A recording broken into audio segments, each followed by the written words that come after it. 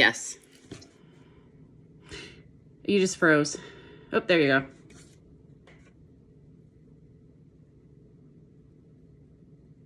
Can you,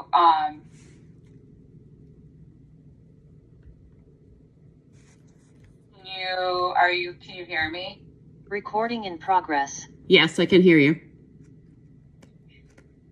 Hi, baby. Yep, careful. No, no, no. No keyboards.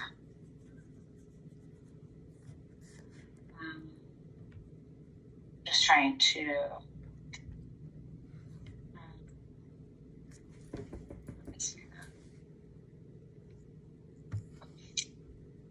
All right. Do you want me to open up the questions? Sure, because I think it now is. Oh. Sure.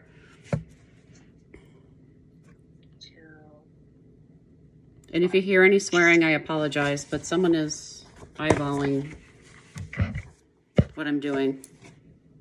I have 2 cats. Okay, yeah. Okay, so the next one is curriculum. What curriculum do you use in your classroom? I don't have a specific curriculum. I pretty much, what we do is we have skill-based, and we do a version of guided reading, but it's catered to each student. So if a student is lacking in phonics skills, we're going to do stronger phonics based activities, breaking down of basically whatever the student needs who comes to us, we're building the curriculum for them. We have ideas with word work, which would be phonics based depending on where their phonics deficit is, then fluency work, because that's important that kids are continuing to learn to read. And then we have a situation where we're reading a book or some sort of passage where the students are reading, and we work on comprehension pieces. So we try to do all of those things. But if a student is lacking more in comprehension as opposed to fluency, we're going to do more of that.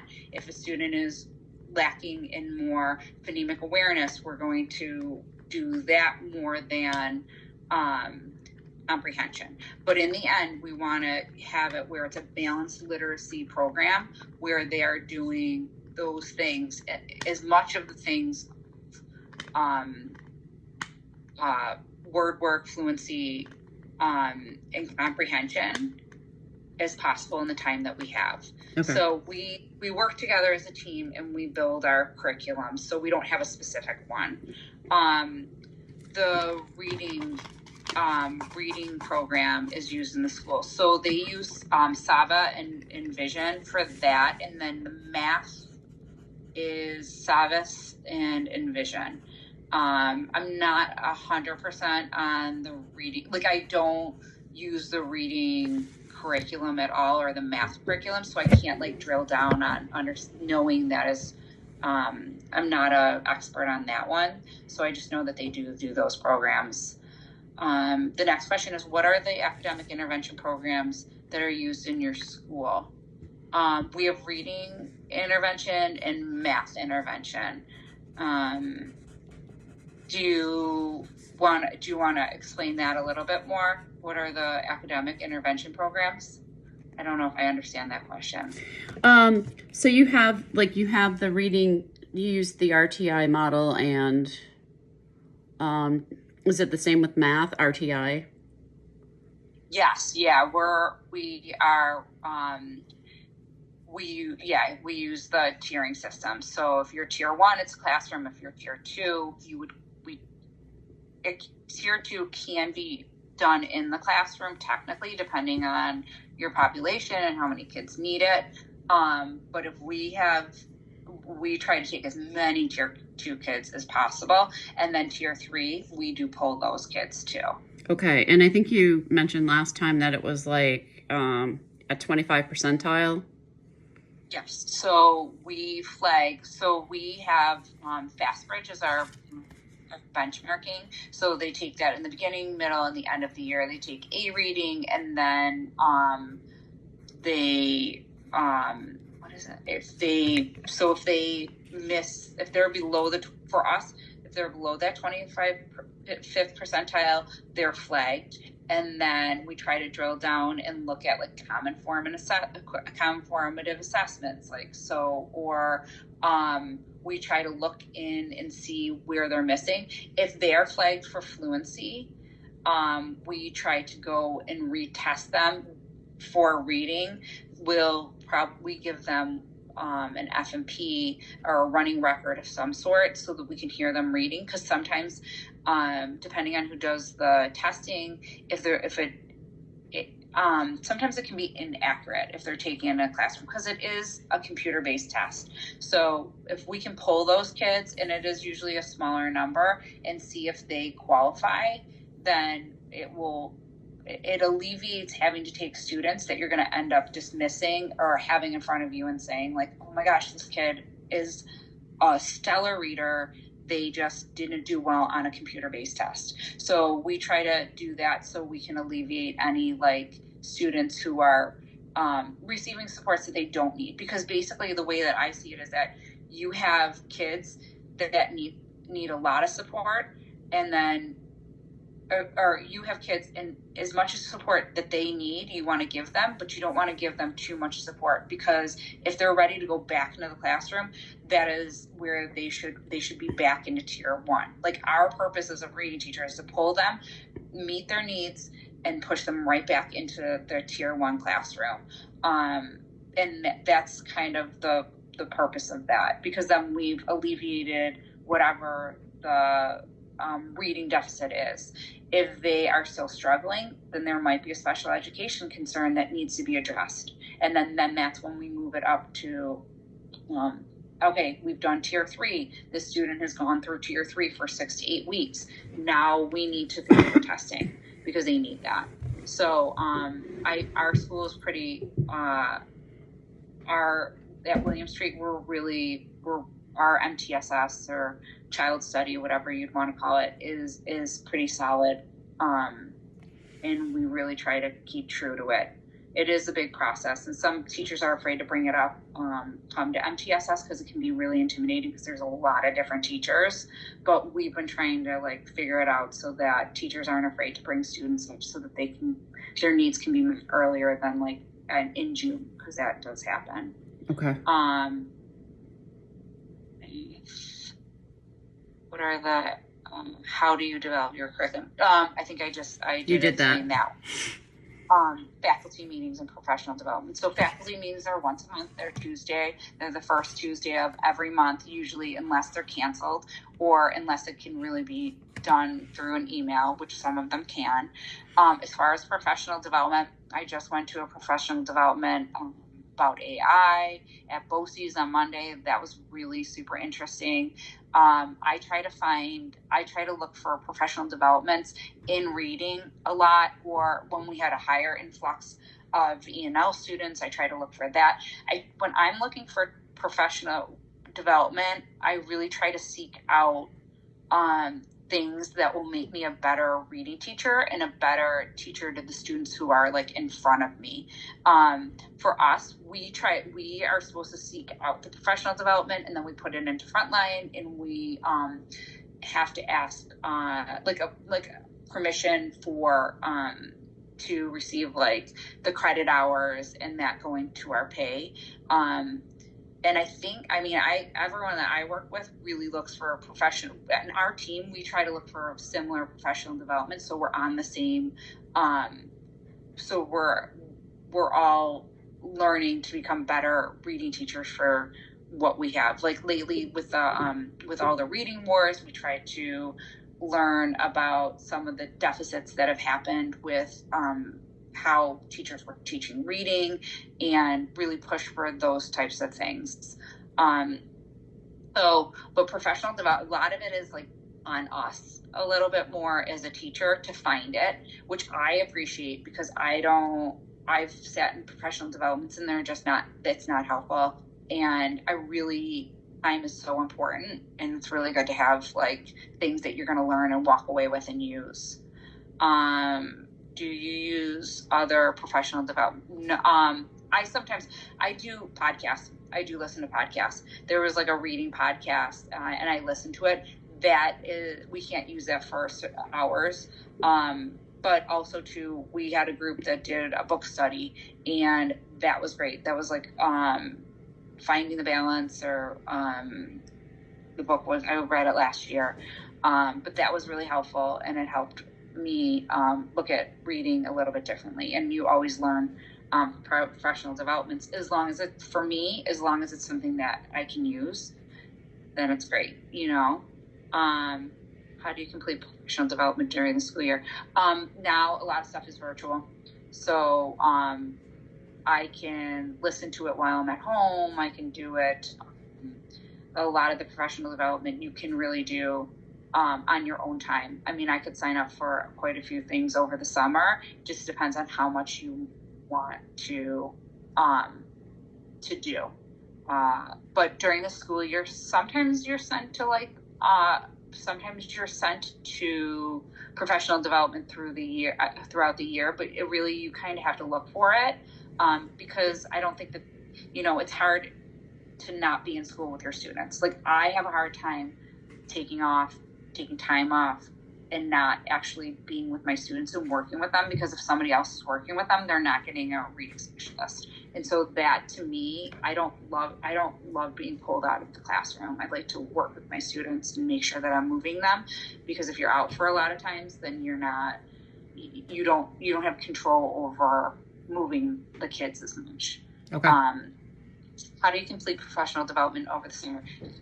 During the summer, I just was at, they'll send out a bunch of stuff at the end of the year, and you have to look at your calendar, see if you're not on vacations, things like that, and then sign up for it.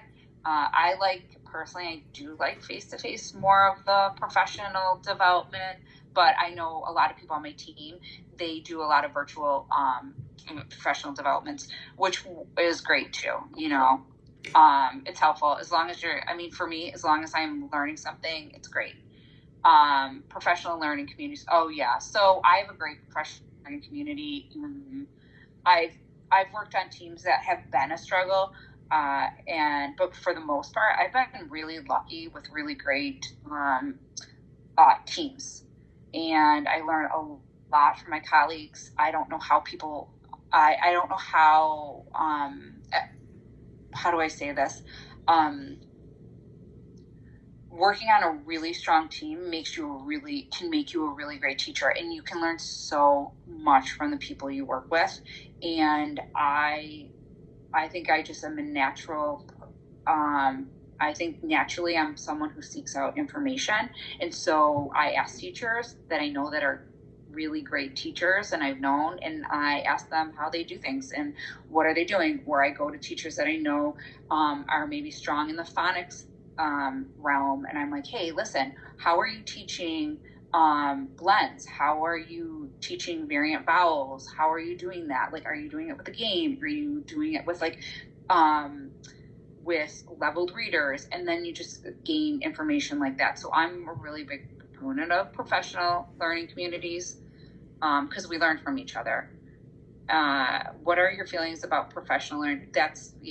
I think I just answered that. Who do you collaborate with? I collaborate with my team, and I seek out people that I know that are strong in the teaching field. I still go to people I started with. I mean, I could still call my old mentor, and I mean, she was my mentor in like 2007, Jenna Galvin, and I could still call her and ask her to help me, because what she taught then is a lot of stuff that we're still doing, because it is recycled a lot, and she knew kids, and so I try to keep up my professional learning communities through friendships too, and that's helpful. But on my team, I've got one of my teammates is a professor and teaches, and she is a teacher at Blue State. She's just great. So I seek out her information too. Does your school offer? Yeah, yes. You have to, so the question was, does your school offer professional development? It's more on us to seek it out. which again, I do appreciate because I'm finding that I think is important. How do you complete professional development during the school year? We already did that. Yeah, we do that. How do you complete professional? Oh, we did that. We did that. I do have one question though. Do you get reimbursed for your professional development? No. So like a lot of the stuff I try to find, that's free. So some schools do, ours don't. So if it's at BOCES, it usually is free. So I try to seek out things that are, that I'm not like, paying for, unless it's, allowing me like credit, like college credit. Like there's some times when you can do it through, NICET, and it's more inexpensive because if you've been certified, you can do NICET. And then if it moves me to like a different, if it gives me like college credits, then I don't mind doing that. But there's a lot of great free professional development out there. Okay. So. And then I think we're down to data. Oh, data. So data, as a reading specialist, data is everything. Well, no, I can't say that. It is a big part of how I drive my instruction. I do, when we have groups, once we've formed a group, then I will do, depending on whatever their deficit is, if it's a fluency concern, I'll do a phonics screener on them, figure out exactly where they're missing in their a phonemic piece, because it could be, whatever it is, and then we've been using UFly lately, and it is helpful. UFly is great. It's perfect for kids who struggle with reading because it reviews the patterns, any of the phonics patterns or phonemic patterns or vowel patterns, every single day. And there is like a lot of hands-on activities. There's readers along with that. But pretty much if I'm in fourth grade, my students pretty much are struggling at like second, third grade levels. Okay. Any of those level readers already have the phonics deficits in them. It's just naturally in the level of those. So, as far as like data, I want to find out what their skill deficit is, and I want to make sure that I'm hitting that. And a lot of that is through testing, but you don't want to over test. You want to test enough to where you can start the student at a reading level or a phonics level, and then get moving. Because then as you're teaching them, they're reading, you should hear your students reading. And when they're reading to you and they're leaving off ing at patterns or at ing endings or ed endings, you are like, oh, that's an inflectional ending concern. We need to get an outcome chart, or we need to, if they can't sound out a multisyllabic word, you want to make sure you're teaching them tapping skills or stretching or trying to figure out like chunking of words. So that once you start, it's just also to like an art. Like when you're reading with a student and you're listening to them and they're struggling with certain words, you're like, okay, we need to go back and reteach them. And sometimes it's a teachable moment in that moment. And sometimes you're just putting it in the back of your head, writing a little anecdotal note about that student and what they missed in the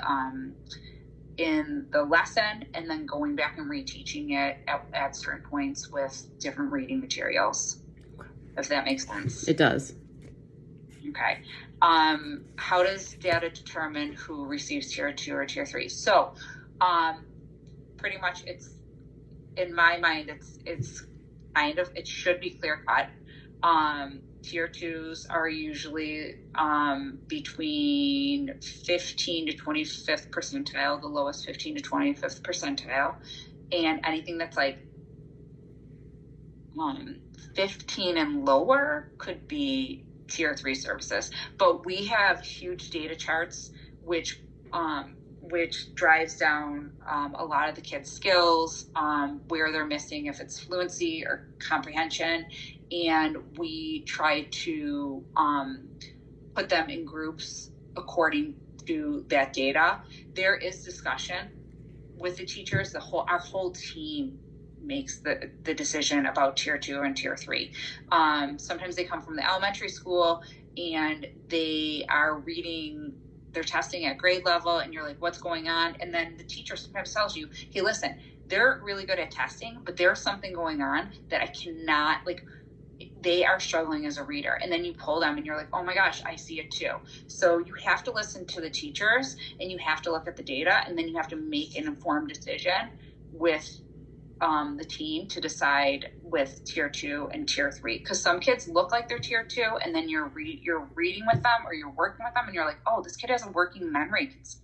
This is more than a tier 2 and then you bring it up to MT. You're supposed to, the path is bring it up to MTSS, discuss it in a group, and then decide if they go to tier 3 services. But you have to go with data. You have to say, like, okay, we've been doing encoding skills, or spelling. And every time I've taught this spelling pattern 5 times and then tested them on that word, and guess what? They still are struggling to read it. So there is something here that, like, is more than a reading deficit. Like, we need to figure this out. There's a working memory, and it is hard with reading because it is not black and white. There's so many gray areas. So you have to really have your data set up. But I have data charts in all my students. We do progress monitoring, and then we look at that. And I know this is probably more old school, but a running record to me, I can read with a student and can really focus on what that student is missing just by a running record. I mean, it's not the be all and the end all, but I can really see where a kid is struggling a lot with that. But as far as tier 2 and tier 3, they have to qualify, or you're just like saying, oh, I just think that they don't know how to do this. Like, you have to know, why do they not know how to do it? Okay. What did you do data discuss. We discuss data in our individually. We discuss data in MTSS. We discuss data in team, like informal team meetings with reading intervention at our room. How many types of us we try to use we try to do a benchmark fall, winter, spring, and then we try to do progress monitoring every 2 to 3 weeks. Okay. And look at the information for that, assessments, and that's progress monitoring. We do that depending if it's tier 2, we try to do it every 2 weeks or every 2 to 3 weeks. If it's tier 3, every week to 2 weeks. Okay. Observations, yes. When I was untenured, I got 2 formal observations and 1 informal, and now I'm down to 1 formal and 1 informal. And then support. How do you support with children? My classroom was always set up with trauma base. When they come in, they know exactly what they're doing. The schedule doesn't change. The expectations are the same. As far as kids who have mental health concerns, that is a little more individually based. We try to discuss that in child study or MTSS, or you try to discuss it privately, because if you know that a student's struggling with mental health, you don't want to tell everybody. You want to make sure that you're working and keeping that stuff, not that it has to be private, secretive, but you don't want to say it out loud in front of classroom, other kids, or to teachers that don't know the students. So you really do have to be confidential with students. I think it is important. Recommendation for teachers now, I don't know, it's changed so much. The landscape is so different than when I started. It's unbelievable. I would say you have to be caring, but you also have to have guidelines because they're kids, and you want to make sure that you are being a guided, like a gentle leader with them.